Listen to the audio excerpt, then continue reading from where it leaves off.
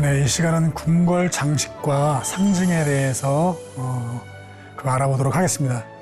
우리들이 궁궐에 갔을 때 커다란 그 집, 그 전각들만 눈에 이제 띄기 때문에 그걸 보게 되는 경우가 많지 않습니까? 근데 이 정각들과 그 정각 주변에 있는 여러 가지의 이 장식물에 대해 자세히 보면은 거기에는 상당히 많은 그 문양들이나 뭔가 이 의미가 있는 동물상 같은 것들이 많이 그 조각되어 있고 새겨져 있습니다. 그래서 오늘은 잘 보지 않는, 그리고 보더라도 이게 무슨 그 의미로 이렇게 설치가 되어 있는지에 대해서 좀 알아보고, 궁궐을 가면 좀 더 이렇게 재밌지 않을까, 그리고 좀 그 의미 있게 다가오지 않을까라고 생각해서 오늘 그 상징에 대해서 좀 알아보도록 하겠습니다.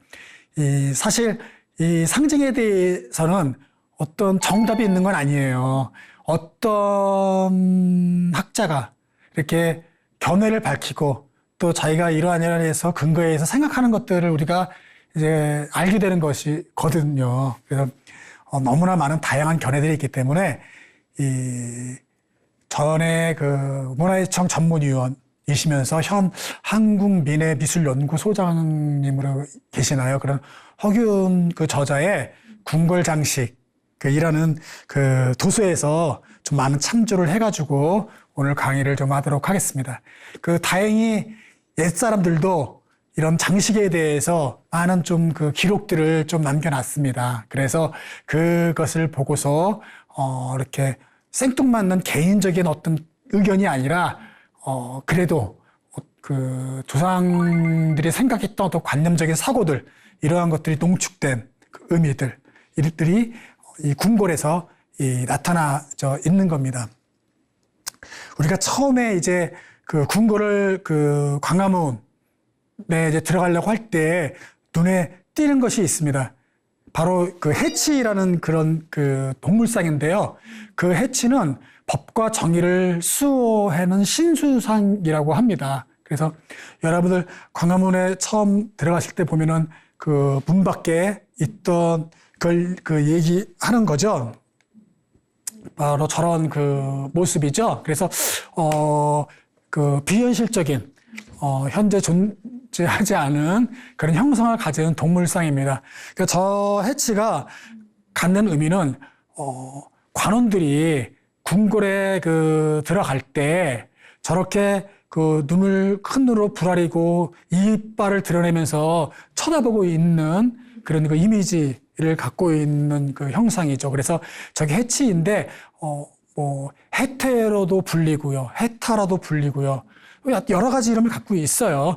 신양이라고도 합니다. 그래서 양을 닮았기도 하고 소를 닮았기도 하고 이런 이야기들도 있고요. 그러니까 여러 동물들의 모습을 조합해서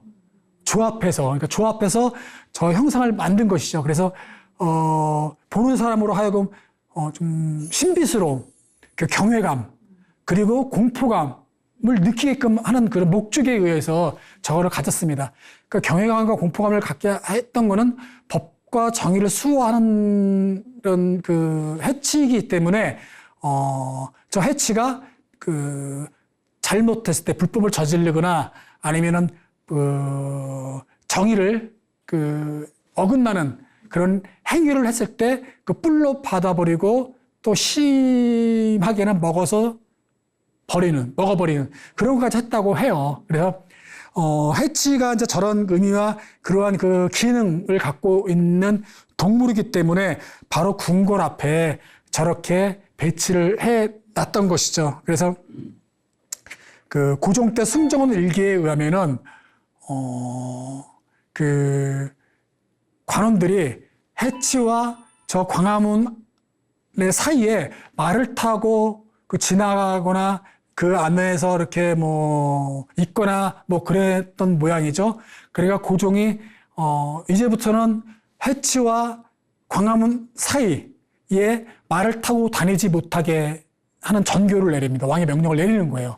그런 것이 승정원 일기에 기록에 남아 있어요. 그래서 조선 전기부터 후기까지도 상당히 이 광화문 앞은 함부로 이 말을 타고 지나가는 곳이 아니라는 걸 알 수가 있습니다.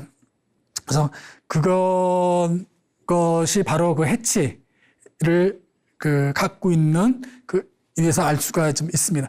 자, 저거는 1900년대와 1910년대의 사진인데 광화문에서 해치 사이가 상당히 거리가 떨어져 있습니다.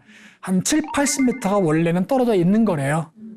그러니까 지금처럼 이렇게 해치가 광화문 앞에 거의 붙어 있다시피 되어 있지 않습니까? 광화문 옆에 벽에 좌우로. 그런데 저렇게 멀찌감치 떨어져 있는 우리 모습을 볼 수 있는 거죠. 그러니까 저 모습입니다.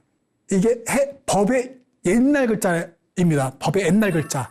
그러니까 지금의 법자 말고 한문으로.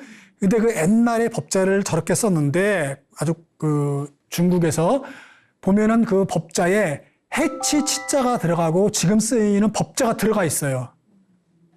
보시면 그죠? 해치 치자와 법자가 옛날 고대에 썼던 글자에 중국의 저렇게 애법자에 들어가 있습니다. 그리고 물숫자는 수면처럼 평평하게 이 법이 만민의 평등해야 된다는 뜻이에요. 물숫자가 들어간 거는. 그러니까 저런 글자에도 해치자가 들어갔으니까 해치가 바로 법과 정의를 수호하는 그런 아주 의미를 갖고 있는 동물의 신수상입니다. 그래서 궁궐 밖에 있고요. 뭐 우리만 있는 건 아니고 중국의 아주 옛날 춘추 시대, 그러니까 전국 시대니 초나라 때니 그때서부터도 궁궐 밖에 저렇게 해치가 있었다고 합니다. 그러니까 그런 오래된 그런 신수상, 그러니까 신령스러운 짐승의 상이다라는 것을 우리가 알고 보시면 좋겠습니다. 자, 저 해치가 또 이제 그렇게 이제 궁궐 우리가 들어가기 전에 볼 수 있고요.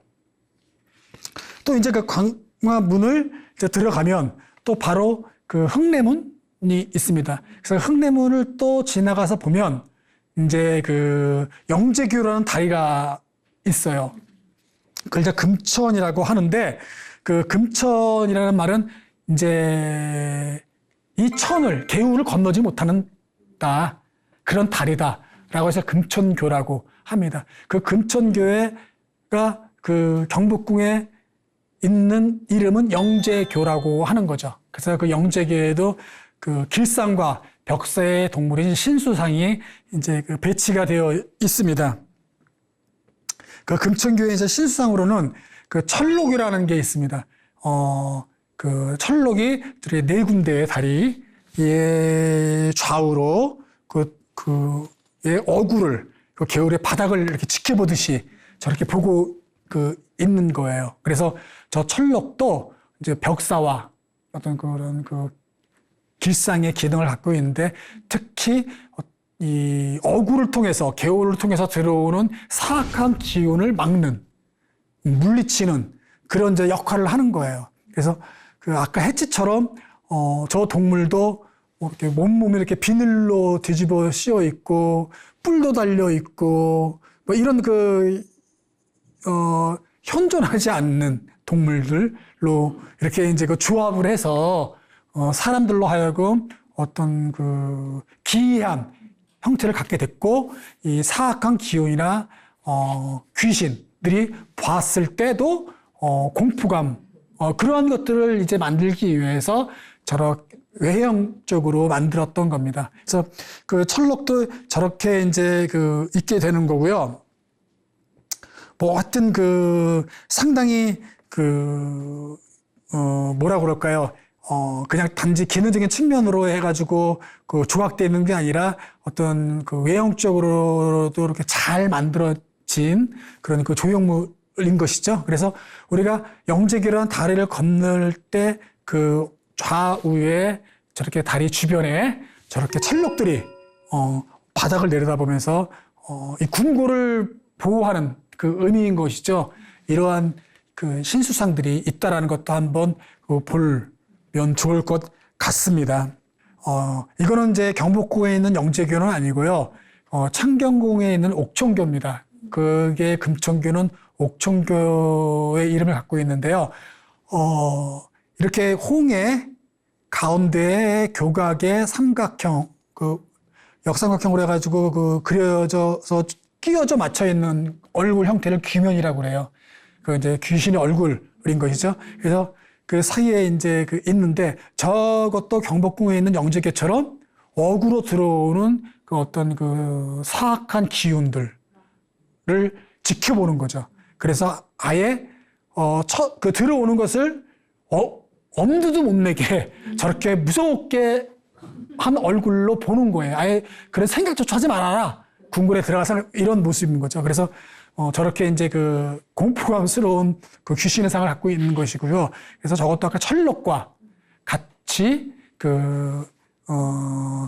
벽사의 기능. 그러니까 그 뭐라 그럴까 이렇게 그 재액을 물리치는 그리고 재액을 미리 피하는 그런 것이 귀면과 철록이 바로 이 대궐의 문을 들어오면 그 전부터 해치가 그리고 들어와서는 이렇게 다리에 붙어 이제 진짜 궁궐로 들어가는 그 개울 그 다리부터 해서 이런 그 벽사의 기능이 있는 철록과 귀면 이러한 것들이 지금 그 우리가 볼 수가 있는 것입니다. 그래서 저 모습들이 바로 그 뭐라 그럴까요? 이 자유자재한 이 초능력 그리고 또 그 어떤 이 인간의 편에서 서게 하는 귀신들.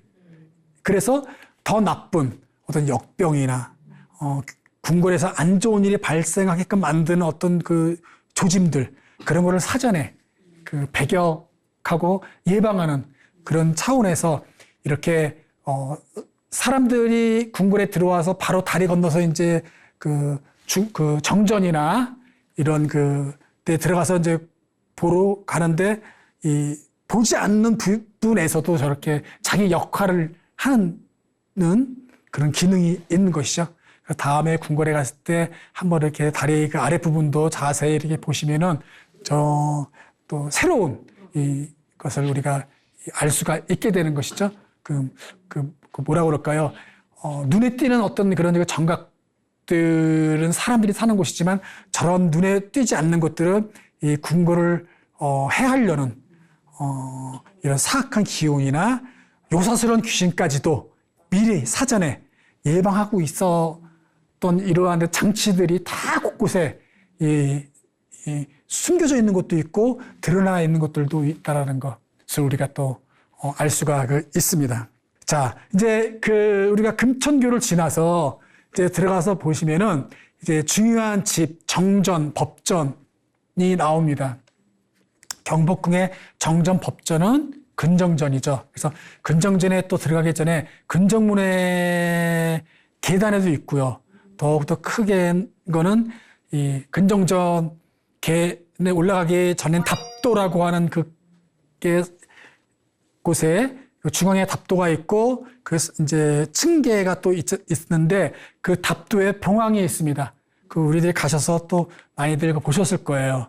이게 보시면은 이 답도에 세밀하게 조각되어 있는 게 봉황입니다.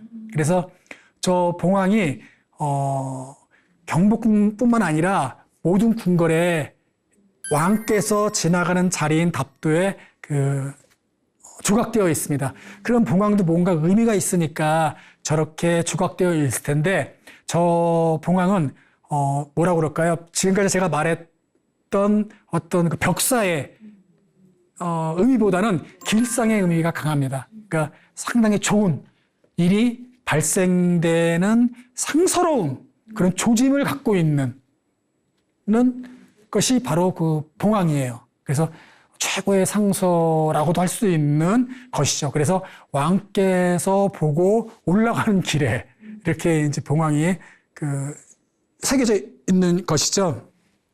그래서 저 봉황은 봉자는 수컷을 얘기하고 황자는 암컷을 얘기한다고 합니다. 그래서 항상 저렇게 쌍수로 이제 같이 함께 있는 것들로 어우러져 있고요. 그리고 저 봉황은 뭐 아무 때나 나타나는 것이 아니라 왕께서 얻은 정치로 덕을 베풀어서 태평성대를 이루었다라고 할 때 하늘에 징조로 하늘이 인정하는 뜻으로 봉황이 나타난대요. 그러니까 그 의미는 내가 왕으로서 태평성들을 이루게끔 정치를 잘해서 하늘로부터 인정받았다는 뜻이에요. 그래서 봉황이 궁궐에 출연했다 라고 하는 그 뜻으로 저렇게 새겨놓은 겁니다. 그래서 사실 한편으로는 정치를 잘해야 되겠다, 정사를 잘해야겠다라고 느껴질 수도 있고, 또 태평성대를 바라는 마음의 기원이 담겨져 있는 이게 바로 저 답도에 있는 봉황이에요. 그냥 봉황을 새겼구나 라고 단순히 보는 것이 아니라 이렇게 깊은 뜻이 저 안에 그 숨겨져 있다라는 것, 여러분들이 이제 알고 다음에 이렇게 자세히 보면 좀 새로우실 겁니다. 요순 시대라고 여러분들 들어보셨나요? 중국의 전설에 나오는 전설상의 그 두 왕이에요. 그래서 유교를 받아들일 우리 조선은 유교 이상주의를 표방하고 유교에 대한 기본 윤리, 인외의 지신, 그리고 경복궁의 수많은 정각의 이름들도 그 유교의 경전에서 따와서 많이 이름을 지었지 않습니까? 이상정치의 실현을 하고자 했던 가장 모범적인 그 두 왕이 요임금과 순임금이었던 거예요. 그래서 거의 전설상의 두 임금이 펼쳤던 정치의 이상을 경복궁에서도 펼치려고 하는 게 바로 또 그 답도에 있는 봉황입니다. 요순 두 임금은 얼마나 많이 백성들이 존경했던 임금이었냐면은 백성들이 한포고보를 아주 잔뜩 실컷 먹고 배를 두드리면서 살았고, 그리고 아무 걱정 없고 그렇게 아주 그냥 행복하게 살았던 그 백성들이 있었던 나라가 바로 요임금과 수임금이 다스렸던 그 당시의 그 나라였습니다. 그래서 그 요임금과 수임금이 다스렸던 그 궁궐에는 봉황이 항시 춤을 추고 살았대요. 그리고 음악도 끊이지 않고 봉황이 항상, 그러니까 그 봉황이 항시 춤을 추고 그 안에 있었다라는 건 하늘이 요임금과 수임금을 칭송한 거고 그의 정치를 인정했다는 뜻인 거거든요. 그래서 경복궁의 근정전 앞에 답도에도 봉황을 새겨서 요임금과 수임금 때처럼 태평성대한 나라다라는 거, 하늘이 인정했다라는 의미인 것이고, 하나는 아까도 말씀드렸던 태평성대를 바라는 마음의 기원이 또 의미가 이렇게 담겨 있는 것이 봉황이 지금 답도가 있는 것입니다. 그래서 그냥 새로서만 있는 것이 아닌 것이죠. 그리고 또 우리가 저 답도를 지나서 위로 올라가 보면 정전 안을 들여다보면 이렇게 천정에 또 봉황이 있습니다. 그러니까 경복궁은 그 용이 있기 때문에 저 봉황은 창경궁의 명정전에 있는 천장이에요. 저 사진은요. 그러니까 저렇게 봉황이 또 한 쌍이 같이 마주보면서 오색 구름 속에서 이렇게 춤을 추는 모습이 천장에 있는 것이죠. 그리고 서로 날개를 펄럭이면서, 즉 그 얘기는 아까 제가 설명했던 의미가 또 담겨져 있는 거예요. 왕께서 정전에서 있으시면서 신하들과 국가적인 큰 의식이나 행사를 치르고 하면서 봉황이 천정에 있다라는 건 내가 하늘로부터 인정받은 왕이다. 국가를 잘 다스렸다. 덕으로서 백성들을 배불리 먹이고 있다. 라는 것을 봉황이 와서 증명해주는 그런 의미가 있는 것이죠. 하지만 한편으로는 천정을 바라봤을 때 왕이 아이고 나라를 잘 다스려서 요순 임금 때처럼 백성들이 편안하게 살고 배불리 사는 나라를 만들어내는 어떤 그런 바라는 마음이 또 뜨끔할 수 있도록 하는 기능도 있었겠죠. 그래서 천정에 저렇게 창덕궁의 인정전이나 창경궁의 명정전에 봉황이 있는 겁니다. 그래서 우리가 궁궐에 갔을 때 정전에서 위를 봐서 용이 있는지 또 봉황이 있는지도 한번 좀 살펴보는 게 좋겠죠. 그리고 자세히 또 들여다보면 천장이 아주 아름답게 꽃 문양으로 이렇게 또 장식이 되어 있습니다. 자, 저 봉황도 그런 의미로 그 정전 안 천정에 있다는 것을 우리가 알 수 있고요. 자, 또 그 서초라고 있습니다. 이 서초는 뭐냐면 이제 그 답도 옆에 보시면 이렇게 그 층계의 수직면에 그 줄기 모양으로 되어 있습니다. 그래서 풀초를 써가지고 상서로운 풀이다. 상서로운 풀이다라는 뜻이거든요.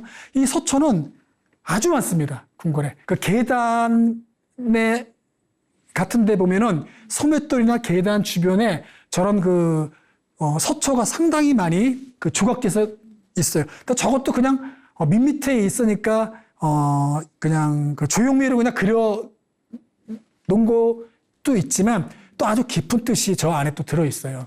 그 서초라는 거는 중국에서는 명협이라고 불렀습니다.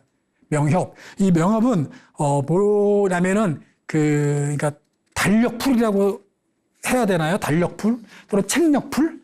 그래서 나중에는 그걸 역초라고도 불렀습니다. 근데 우리나라에서는 저것을 서초라고 우리가 부르고 문양으로 부를 때는 당초문, 당나라에서 유행했던 풀의 줄기다. 그래서 당초문이라고 합니다. 또 권초문이라고도 해요.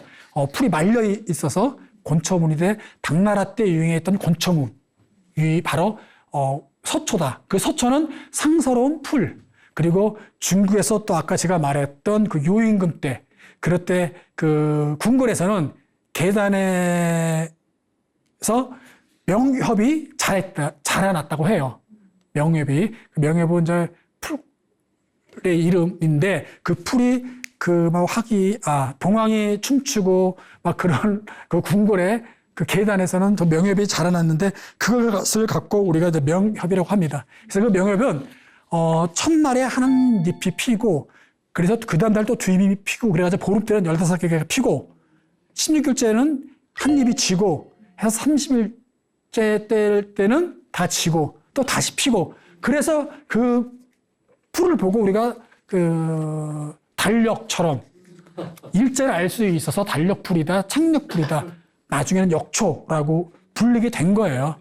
그래서 그 풀 이름이 그 뜻이었는데 그것이 이제 상서로운 풀.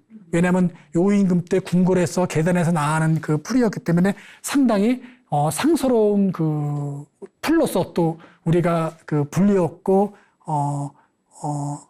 그 아까 말했던 봉황처럼 어떤 그 태평성대한 나라를 일어났을 때 풀이 난다고 생각을 했기 때문에 그 당초 문양으로 저렇게 계단과 소맷돌이나 같은 곳에 조각을 해서 새겨놓은 거예요. 상스러운 기운이 넘쳐나기를 바랬던 길상의 문양인 것이죠. 그래서 저 모습을 보고서도 우리가 계단에 올라가면서 저렇게 궁궐은 곳곳에 화강암으로 새겨져 있는 것은 봉황이나 서초나 이러한 것들로 조각되어 있어서 아주 좋은 일이 생겨날 수 있는 그런 상스러운 일들이 많이 생겨나도록 곳곳에 저렇게 장식되어 있다라는 것들 우리가 또 좀 알 수가 있습니다. 그래서 단순히 꾸미는 것이 아니라 저것을 궁궐을 만들었던 그 장인이나 저거를 설계했던 학자들이나 다 의미가 담겨 상태로 만드는 것이지 그냥 맡겨져 가지고 했던 것은 아니었던 것이겠죠. 그래서 그 다음은 우리가 또 볼 게 뭐냐면 태극입니다. 이 봉황이나 서초나 이러한 것뿐만 아니라 우리가 태극기에 그려져 있는 태극 문양 있죠.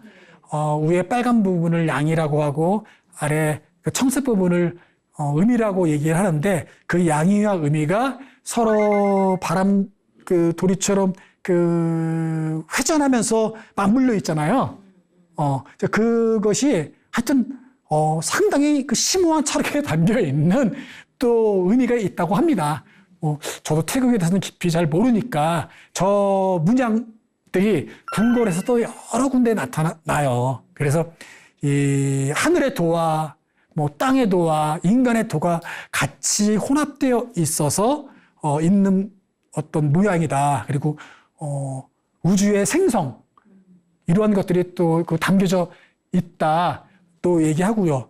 또 다른 그거는 어떤 조화와 상생, 같이 어우러지고 같이 살아야 되고 이러한 모습들, 어떤 그 우주의 운영, 그 작용 이런 것들도 전에 담겨져 있는 거다라는 아주 상당히 철학적인 그 이야기가 담겨 있습니다. 그래서 주역에서도 많이 나오고 또 육에서도 많이 그 이야기하는 것이거든요. 그래서 저는 태극의 그 문양들이 저기는 이제 그 계단에 올라갈 때 이 소맷돌이라고 하는 부위인데 태극 문양이 저렇게 소용돌이로 있어요. 그리고 오른쪽에 있는 건 창경궁의 그 흥하문인데 저기에는 2층 그 누각에 보면은 흰색과 검은색으로 태극 문양이 이렇게 있지요. 그 창덕궁의 그 도남원에도 있고 궁궐 내부에도 많습니다. 그 종묘에 들어가면 정전의 남문에 그러니까 정문에 신방목이라고 해서 거기는 그 칼라로 이렇게 색칠되어 있는 태극이 있고요. 동문에도 있고요. 이태극, 삼태극 이런 문양들은 많이 지금 그 궁궐에 그 돌에 새겨져 있습니다. 이 태극은 우리 민간 신앙에서도 많이 사용하죠. 이 삼태극 문양들은. 그래서 저는 그 태극들이 궁궐에 그 있다라는 것. 그리고 저 문양들은 또 이태극, 삼태극 이런 또 문양으로 있어요. 그러니까 이태극은 방금 그 우리가 봤던 이런 그 많은 곳에 있고 또 삼태극도 이제 가끔 있습니다. 그런데 송나라 때 이전에는 삼태극이 대세였대요. 삼태극이 더 많았답니다. 그래서 이태극은 그 뭐냐면은 하늘과 땅의 어떤 그 조화, 상생 이런 것들을 의미한대요. 더 많은 뜻이 있겠지만 그런 것들을 갖고 있고 이 삼태극은 거기에 이제 인간이 이제 들어갔대요. 그래서 하늘과 땅과 인간이 이제 혼합되어 있는 그런 또 어떤 심오한 철학적 의미가 있다고 합니다. 그래서 천지인이 함께 하는 그런 뜻이 이제 또 이 삼태극엔 또 담겨져 있다고 하고요. 또 이제 그 음양 어태극이라고 그래가지고 이제 여러분들 가끔 이제 주역책이나 아니면 또 이렇게 유심히 많이 그런 거를 보신 분들은 봤을 텐데 이태극 양극 모양에 지금 보시는 것처럼 점들이 있습니다. 그래서 이 양위에 있는 점은 그 안에서 음이 발생하고 음위에 있는 점은 그 안에서 양이 발생하는 거예요. 그 양에서 음이 나오고 음에서 양이 나온다. 그래서 상대를 존중하는 상대가 나의 근원의 원리다. 상대가 근원의 원리를 상징한다고 해요. 제가 있어야 내가 있는 그런 것들 우주도 그러니까 내가 있어 이런 더 아주 그냥 심오한 의미가 있는 것이 삼태극이라고 합니다. 더 자세히 알고 싶으신 분은 저도 잘 모르니까 책들을 보면서 더 공부를 많이 하시고요. 제가 저거를 갖고 온 거는 왼쪽에 있는 거는 몽골 국기예요. 우리나라 국기뿐만 아니라 몽골 국기에 저렇게 음양 어태극, 태극 문양이 있다라는 것. 그리고 오른쪽은 티벳 망명정부의 국기입니다. 그래서 저 안에도 저 하단에 보면 그 태극 문양이 있죠. 음양 어태극. 그래서 그 안에도 태극 문양이 있습니다. 그래서 이 태극이라는 게 그냥 이 중국에서 주역책임에 나오고 그런 것이 아니라 아주 오래전부터 우리나라 같은 경우는 삼국시대부터 나왔었고요. 그래서 그때부터에 있는 조각이나 이런 그 석축에 보면 태극 문양이 남겨져 있는 것도 있습니다. 그래서 아주 오래된, 그래서 그러한 철학들을 그 안에 담고 있었고 그 관념이 지금까지도 내려오기 때문에 이런 궁궐들에 건축했을 때도 조각에서 새겨 넣었다라는 걸 우리가 아시면 될 것 같네요. 네, 이제 정전에서 바로 앞에 향로가 있습니다. 그 향로가 이제 그 좌우에 설치가 되어 있는데 그 향로는 그 정전에서 국가의 큰 행사, 의식을 치를 때 향로에 그 연기를 피우는 그런 기능을 갖고 있습니다. 그냥 단지 그냥 연기를 피우는 것이 아니라 하늘과 교통하고 있다라는 의미가 있는 것이죠. 그래서 천명을 받아서 국가를 다스리는 왕이 내가 국가적인 큰 행사나 의식을 행할 때 왕께 왕이 그 하늘로부터 소통해서 이렇게 이제 그 어떤 의식을 치르는 것을 장엄하게 보여주는 역할을 합니다. 그래서 향로는 유교의 국가로서 상당히 중요한 얘기를 갖고 그 있는 것이죠. 그래서 향로가 그 앞에 그 배치가 되어 있는 것이죠. 그래서 그 평면에도 이렇게 그 어떤 길상적인 거 아니면 어떤 그 벽사적인 거 이런 문양이나 글자 이런 것들도 새겨져 있고 뚜껑도 있습니다. 근데 지금 현재 근정전에 있는 것은 뚜껑이 원래 있었는데 지금은 없습니다. 자, 또 이 정전에 다른 그 궁궐에 있는 정전에 없는 것이 이 근정전에는 월대의 사신상과 십이신상이 있습니다. 이 사신상은 하늘에 있는 사방신이에요. 그러니까 그 남방에 있는 주작, 그리고 동방에 있는 청룡, 서쪽에 있는 백호, 북쪽에 있는 현무, 막 이런 신들이 그 이순지가 쓴 옛날에 천문지, 세종 때 천문학자인 이순지가 쓴 천문지 같은 데 보면은 저 사신상이 하늘에 있는 그 별자리, 북쪽, 남쪽, 이렇게 서쪽, 이렇게 동쪽에 있는 별자리의 무리를 보고 만든 사신이었어요.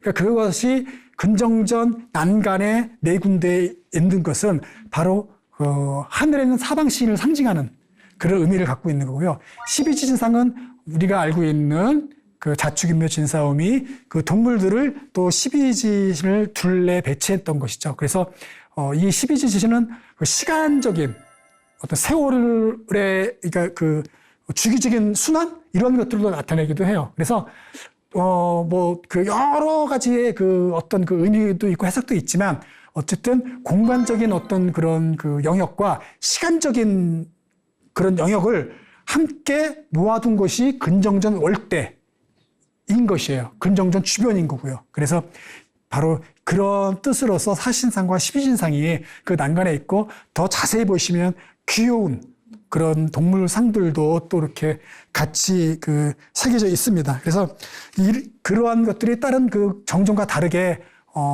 좀 장엄하게 새겨진 것이 또 정전입니다. 저런 모양을 갖고 있는 것이죠.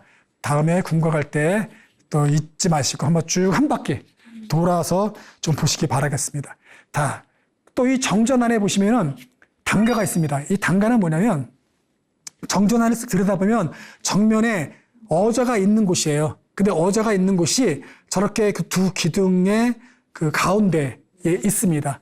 그래서 이 단가는 궁궐에서 가장 최고의 권위를 가진 정각인 정전에 또 이 정전 안에서 가장 존엄한 자리, 이 어자에 있는 곳이 바로 단가입니다. 그러니까 아무나 함부로 앉을 수도 없거니와 저 안에 올라갈 수도 없는 자리가 바로 이 단가예요. 그래서 이에 그 이제 왕께서 앉으셔서 군주로서 국가를 다스리는 것이죠. 그래서 통치의 어떤 그 의미를 갖고 있는 단 한 명만이 앉을 수 있는 자리인 것이죠. 그래서 아주 이제 큰 의미를 갖고 있습니다. 그래서 저 단가는 정전뿐만 아니라 또 다른 한 군데 딱 있다면 선원전. 그러니까 지금은 신선원전인데요. 왕의 조상님들의 어진들, 초성화가 모셔져 있는 것도 단가가 있어요. 그러니까 우리가 유교 국가이니까 저런 정전과 그 선원전 두 곳에만 저렇게 단가들이 있다. 그러니까 얼마나 커다란 그 권위 있는 자리인지를 좀 아시겠죠. 그래서 단가가 저렇게 배치되어 있습니다. 자, 그 단가 뒤에 보시면은 1월 오봉병이 있습니다. 1월 오봉병, 여러분 많이 보셨죠? 이거는 모든 정전과 또는 임금이 계시는 자리에 저게 병풍으로 있어요. 그래서 임금님께서 외유를 가셨을 때도 그 뒤에는 저 1월 오봉병을 놓기도 하죠. 자, 그냥 또 저 그림을 보시면 참 그림이 너무 단순하고 형식적인데 또 아주 의미가 많습니다. 해와 달이 있죠. 해와 달이 있고 저거는 왕과 왕비를 뜻한다기도 하고요. 또는 음양을 뜻한다고도 하고요. 또 하나는 1호를 그냥 하나로서의 왕을 비유하기도 해요. 온 천지를 해와 달이 비추듯이 왕의 덕이 미물까지도 모든 구석에다 비춘다.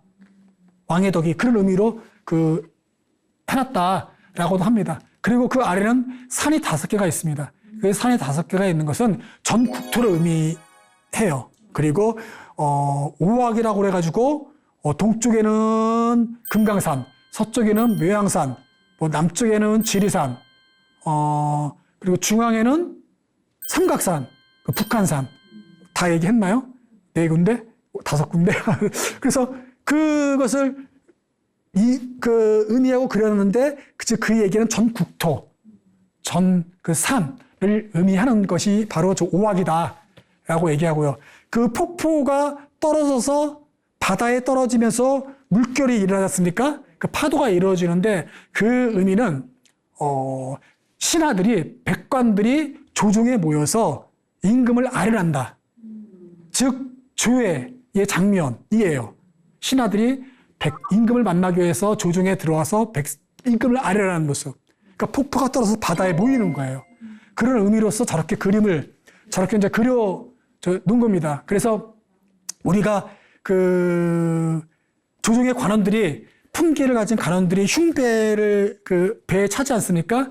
학이나 호랑이를. 그럼 흉배를 좀 자세히 보시면 흉배 하단부에 그 동물상 아래에 이를 보면 밑에 있는 파도 모양, 물결 모양이 다 있어요. 그거 의미는 뭐냐면 방금 말했듯이 이 바다가 파도가 바다의 조류잖아요, 조류. 그 조류이기 때문에 그게 조종조의 조자와 발음이 같다고 그래서 이 파도를 조종에 비유하기도 합니다. 그래서 이 흉배 아래 파도 치는 물결들이 물방울이 튀는 모습들이 그려져 있는 거예요. 그래서 조종을 또 이제 비유하기도 하기 때문에 그래서 그 뜻을 갖고 있어서 우리가 이 흉배도 자세히 보시면 다 그 그림이 또 그려져 있고 그 1월 오봉봉에도 저 모양이 있는 거예요. 그래서 그런 의미를 갖고 있다.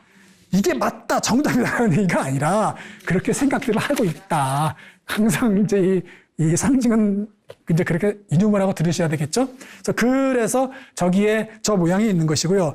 저 양옆에 있는 소나무는 어떤 왕조가 장구하고 장생하고 왕조의 무궁한 발전을 기원하는 의미로 소나무를 저렇게 해놓은 것이죠. 절개와 지조를 의미하기도 하지만 오랫동안 장수의 상징으로 소나무를 또 얘기하니까 저렇게 생겨서 대대로 왕조가 번영되고 하는 뜻으로 저 1월 오봉병 그리고 그림으로 얘기할 때는 1월 오왁도 또는 1월 오봉도라고도 부릅니다. 그래서 1월 오봉병이 항상 왕의 뒤에 있고 왕께서 저 가운데 딱 앉으셔서 천하의 중심에서 사방을 다스리는 통치하는 뜻을 갖고 있는 아주 심오한 그림이 바로 1월 오봉병이 이제 되겠습니다. 그래서 자세히 보시면 그런 그 뜻들로 보면 좀 우리가 다음에 또 잘 이해할 수 있겠죠. 또 이 천장에 보면 아까 봉황이 있었고 또 다른 궁궐에는 황룡이 있습니다. 이 그림은 이제 그 근정전 천장인데 여기는 황룡이 그 2마리가 저렇게 돌면서 있는 장엄한 웅장한 뭔가 이렇게 더 권위가 있게끔 만들었던 것이죠. 그래서 경복궁 근정전과 덕수궁의 중화전 네 있습니다. 고종이 조선 후기에 지었고 중화전은 이 대한제국의 황제의 나라 궁궐이니까 또 황룡으로 이렇게 만들어 놓지 않았나. 그래서 이 용도 왕이 비유하기도 하고 또 이 황룡이 상당히 좀 무소불위하고 신비스럽고 그리고 상당히 그 영리하면서도 세상을 그 다스리고 막 이러한 아주 많은 그 뜻을 의미를 갖고 있지 않습니까? 그래서 이 왕과 비유하는 동물이기도 하죠. 그래서 좀 특별한 그 상상의 동물 중에서 아주 특별한 그림이 황룡이기도 합니다. 자, 또 정각의 위상과 품격을 높여주는 잡상입니다. 이 잡상은 잡다한 물상이라는 뜻이에요. 그러니까 이 천장에서 황룡이 있었고 나와서 보면은 지붕에 추녀 마루에 저렇게 잡다한 물상, 잡상이 있습니다. 그래서 우리가 무심코 지나가지만 저 잡상의 수가 많으면은 좀 그 전각의 품격이 격이 높다고 하고 그 안에 계셨던 분이 신분이 높은 분이라고도 해요. 그래서 그렇게 그 보시고 한번 궁궐에 가서 이 지붕도 한번 보시면 좋겠네요. 자, 저 잡상은 맨 앞에 있는 그 잡상은 대당사부, 손행자, 뭐 사오종, 저팔계, 뭐 이런 그 서유기에 등장하는 그 현장법사와 그리고 나오는 동물들이에요. 그리고 잡상수가 많은 거는 그 뒷부분에 보면은 뭐 마화상, 삼살보살 뭐 이런 또 이 도교에서 나오는 그 귀신의 이름들이 또 쭉 또 도열되어 있습니다. 저렇게 그 지붕에 또 도열했던 이유는 저 서유기에 나오는 현장이나 손오공이나 저팔계 서 이런 사람들이 어떤 법력으로 그리고 뭐 꾀로 힘으로 요괴를 물리치면서 그 불경을 가져오지 않습니까? 그렇듯이 지붕에서 하늘을 보면서 궁궐로 들어오는 사악한 기운 그리고 화마, 불귀신, 뭐 액 이런 것들을 물리치는 의미로 저렇게 배치를 해둔 거예요. 그러니까 방금 제가 얘기했던 것처럼 불교적이고 도교적이고 이런 것들이 재앙을 물리치거나 그리고 길상 좋은 일을 끌어들이는 거라면 배격하지 않고 수용해서 궁궐의 많은 곳에 저렇게 조용히 놓고 상징적으로 의미를 담았어요. 유교적인 것으로만 가득 지은 것이 아니라 나에게 도움을 주고 백성들에게 태평성을 이루는 것들이라면 불교적이고 도교적이고 이런 것들을 따지지 않았다. 이런 거를 제가 이제 중요하게 말씀을 드리는 거고요. 그래서 그 잡상 의미가 방금 말했던 그런 뜻으로 있는데 방금 제가 어떤 신분이 높은 분이나 정각이 높은 위상을 갖고 있는 사람은 잡상수가 많다고 얘기하셨습니까? 대체적으로 그런데 대체적으로 그렇지만 원칙적으로는 그렇지 않은 것도 있어요. 이게 경회로 같은 경우는 막 11개인데 경복궁의 정전인 근정전 같은 경우는 7개, 사정전도 7개, 뭐 이렇게 또 적어요. 또 창경궁 같은 경우는 명정전에 5개, 또 편전인 문정전도 5개, 정전과 편전이 똑같고, 근데 정전과 편전이니까 다르지 않습니까? 그런데, 그러니까 그래서 원칙적으로 이렇게 해야 된다라는 걸 만나고 얘기하는 것이 아니라 그때마다 어쩌면 사용 용도적인 측면에서 만들어 놨지만 더 큰 의미는 어떤 사용자가 쓰임새의 중요도 뭐 그런 것들이 또 좀 더 있지 않았나라고도 생각이 되네요. 그래서 그 잡상은 그런 의미를 갖고 있어서 전각에 다 배치가 되어 있습니다. 또 이 자경저 뒤에 신종왕후 데뷔를 해서 지어진 자경전 같은 경우는 십장색 굴뚝이 유명하고 거기에는 장생불로의 상징들로 가득 차 있습니다.